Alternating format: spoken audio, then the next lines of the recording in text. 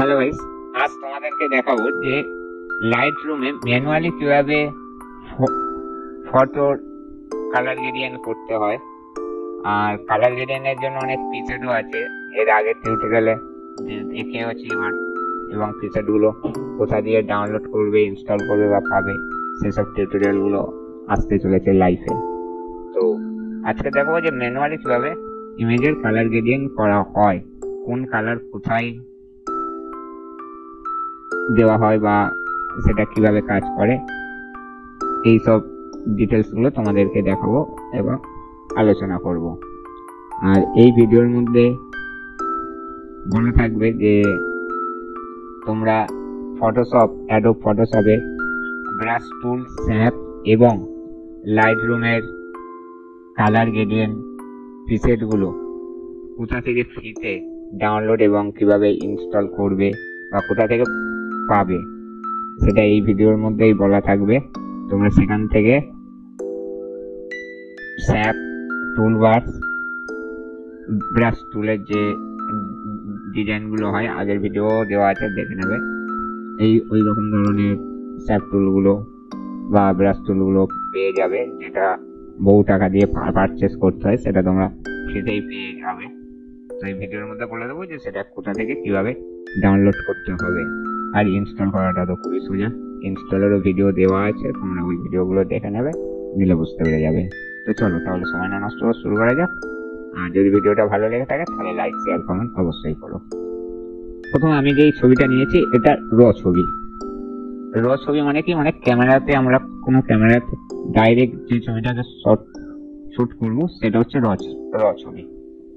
এবার বিভিন্ন মডেলের ক্যামেরা হতে পারে, 1000 থেকে শুরু করে 1 কোটি টাকা দামেরও ক্যামেরা হতে পারে, সেটা কোনো ব্যাপার নয়, কিন্তু ছবিটা আলটিমেটলি র ছবি চাই, তাহলে ভালো লাগবে বা ঠিকঠাক ভাবে কালার গ্রেডিয়েন্ট করা যাবে। আর কোনো স্ক্রিনশট ছবি বা লো রেজোলিউশনের ছবি হলে সেক্ষেত্রে কিছুটা করা যায়, মানে প্রপার কালার গ্রেডিয়েন্টটা করা যায় না। তো কালার গ্রেডিয়েন্টের জন্য অ্যাকচুয়ালি লাগে র ছবি। এবার চলে আসি আমরা কাজের কথায়।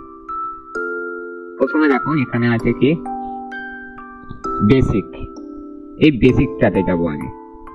বেসিকে কি আছে, ট্রেমটাকে যদি আমরা বাড়াই কমাই, দেখো ট্রেমটাকে যদি আমরা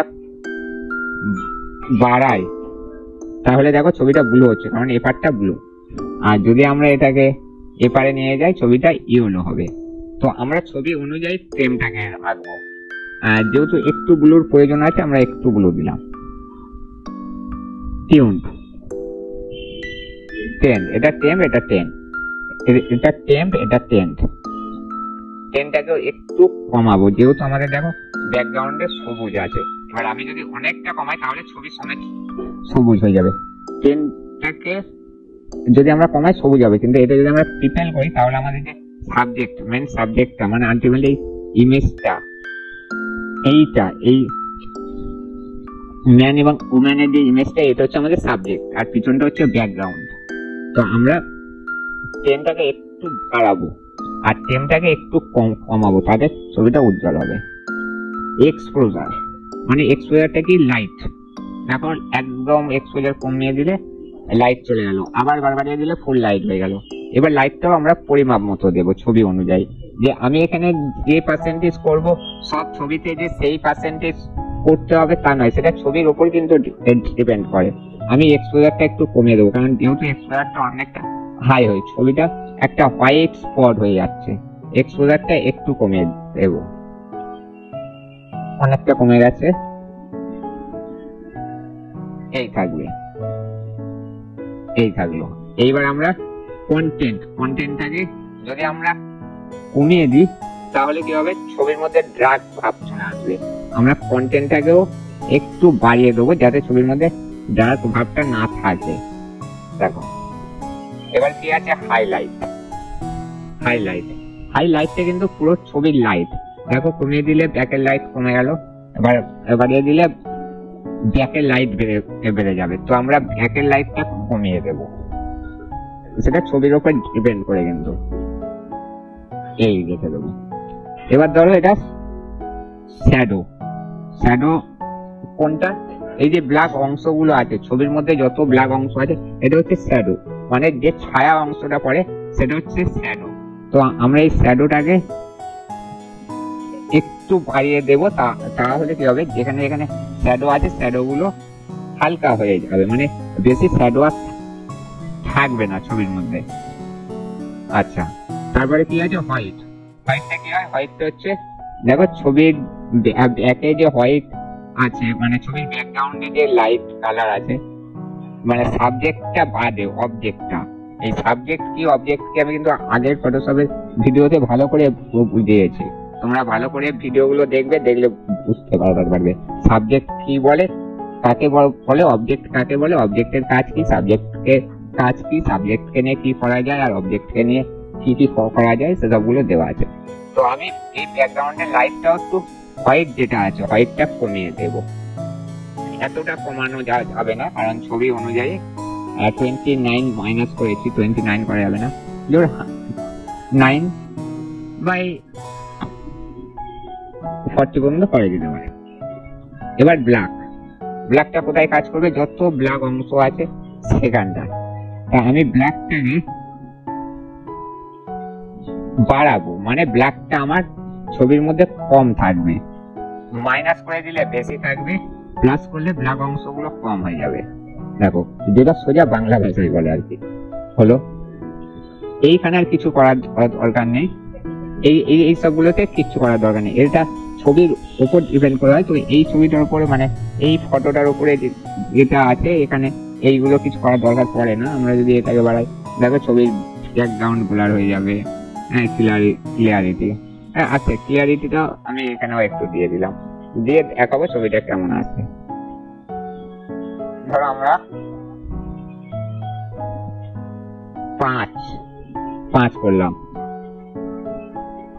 ভাইব্রেন্সটাকেও তাহলে একটু কমালে কি হয় আগে দেখা যাক, কমালে ছবি ব্ল্যাক এন্ড হোয়াইটে আসবে, বাড়ালে কালারটা উজ্জ্বল হবে। তাহলে 35 তো দেওয়া তো যাবেই না ছবি অনুযায়ী, আমরা 17 বা 14 মানে 10 থেকে 15 মধ্যে এটাকে রাখতে পারি। স্যাচুরেশনটাকেও একটু, এটা আমরা 10 থেকে 20 মধ্যে রাখা যেতে পারে, সেটা ছবির উপরে। আমি এখানে স্যাচুরেশনটাকে রাখবো 10। ওকে চলো, এটা গেল বেসিক কালারটা।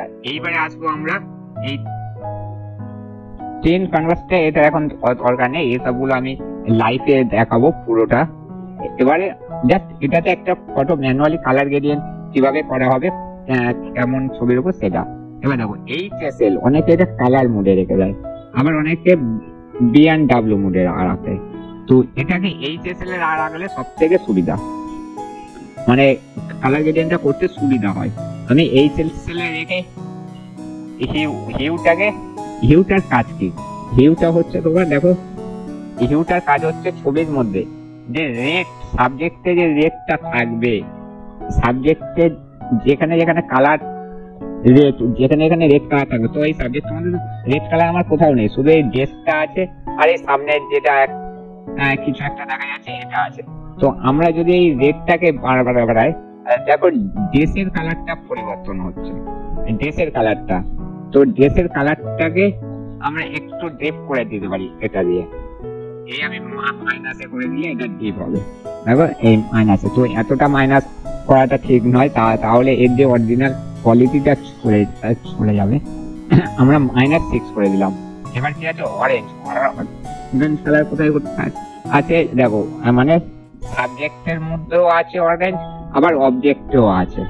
তো সেই তুলনায় আমরা অরেঞ্জটাকে একটু বাড়াবো, কমাবো না কিন্তু, কারণ অরেঞ্জটা হচ্ছে গায়ের যে কালার এফেক্ট, স্কিন এফেক্টটাকে কিন্তু তুলবে, সেক্ষেত্রে আমরা অরেঞ্জটাকে কমাবো না। অরেঞ্জটা আমরা 11 করলাম। ইয়েলোটাও আমরা কমাবো না, কারণ এটা হচ্ছে আমাদের স্কিন এফেক্টে আসবে বেশিরভাগটাই।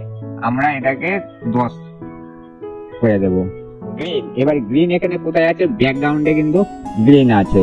তো গ্রিনটা যদি আমরা কমাই, দেখো সব ব্যাকগ্রাউন্ডে যে গাছের পাতাগুলো আছে হলুদ হয়ে গেল, কিন্তু অ্যাকচুয়ালি এটা তো হবে সবুজ না, তাহলে আমাদের এটা কমালে হবে না, এটাকে বাড়াতে হবে। তো আমরা কত দিতে পারি? 5 থাক,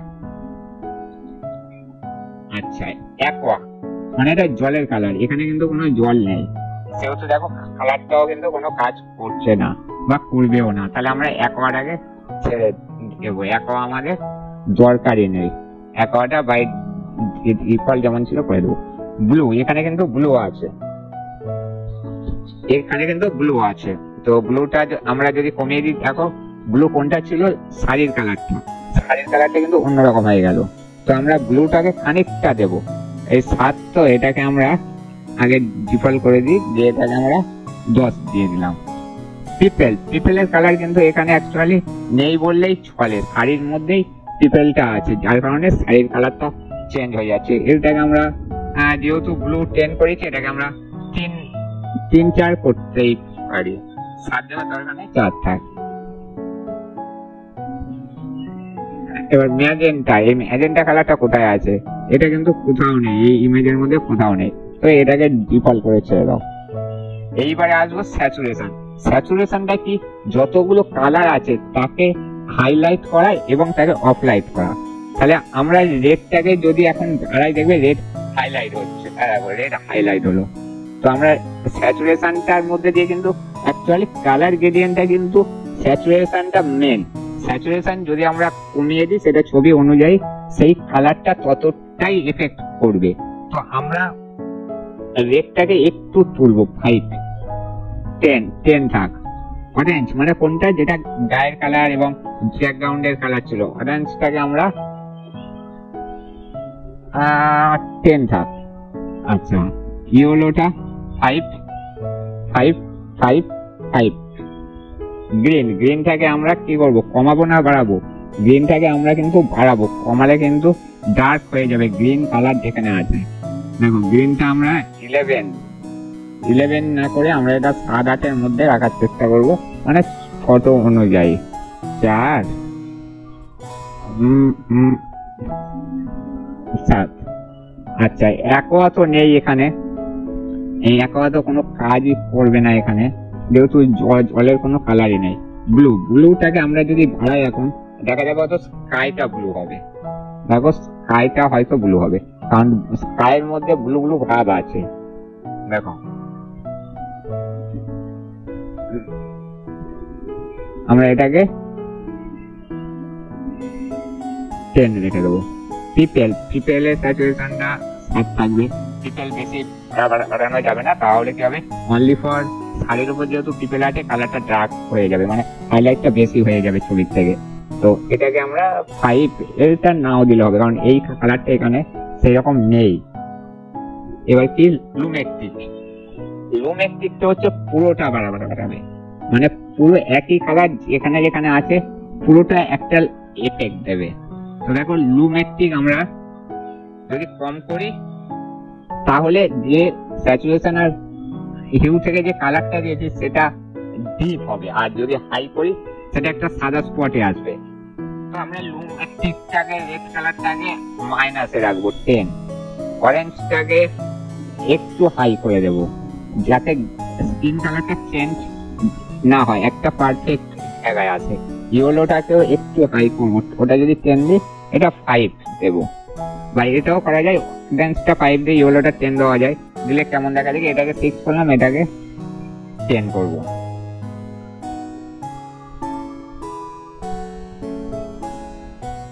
এই 11 থাকলো, দেখো তাও কিন্তু লুক ঠিকঠাক আছে স্কিন কালার।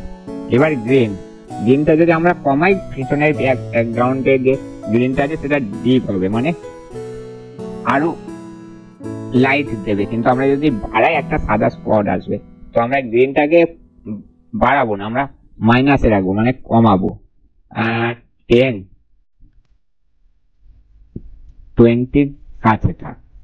আচ্ছা, অ্যাকোয়া তো নেই, ব্লুটাকে যদি আমরা কমাই, দেখো পিছনে যে স্কাইয়ের ব্যাকগ্রাউন্ডটা যেখানে এখানে ব্লু স্পট ভরে রেখেছে সেগুলো এবারে হাইলাইট হয়ে গেল, কিন্তু আমরা কমালে আবার সাবজেক্টের কালার চেঞ্জ হয়ে যাবে, সেক্ষেত্রে আমরা এটাকে কমাবো, হালকা কমাবো, -4 থাকবে, যেহেতু আমাদের স্কাইটা কিন্তু অ্যাকচুয়ালি হোয়াইট কালার। পিপেলটাকেও একটু কমাবো 5, কারণ যেহেতু পিপেল সেই রকম একটা নেই। হলো, এটা গেল এই তেল কালারটা হলো। এইবারে আসবো কোথায়, লেন্সের দরকার নেই কারণ লেন্স দেখাতে গেলে অনেক বড় হয়ে যাবে। এবারে আসবো আমরা ক্যামেরা মানে ক্যামেরা ক্যালিব্রেশনে। ক্যামেরা ক্যালিব্রেশনে কি করবো আমরা, এইটা কিন্তু অ্যাডোব স্ট্যান্ডার্ডের আসতে হবে, এটা পট করে কেউ চেঞ্জ করবে না, কারোর কাছে প্লাগইন থাকলে কিন্তু এটা চেঞ্জ হয়ে যাবে। তো শ্যাডো, গ্রিন শ্যাডো, তো গ্রিন শ্যাডোটা যদি আমরা পুরো তুলে দিই, দেখো ছবির মধ্যে গ্রিন ভাব চলে আসবে। আমরা শ্যাডোটাকে কিছুটা কমাবো,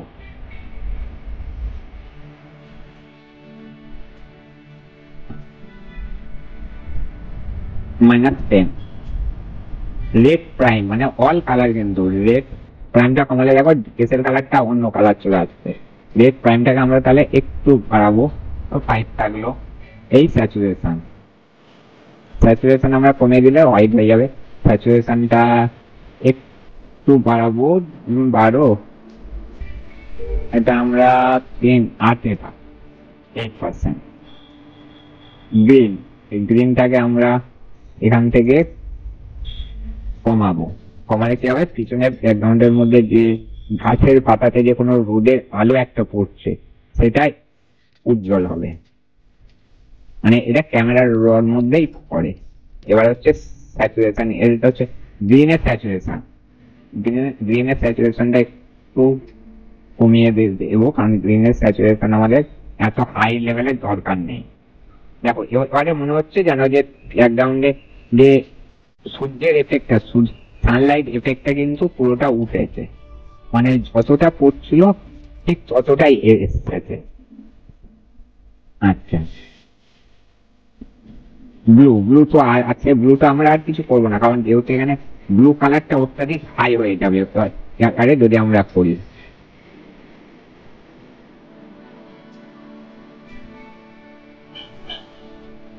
এবার আমরা চলে যাব সোজা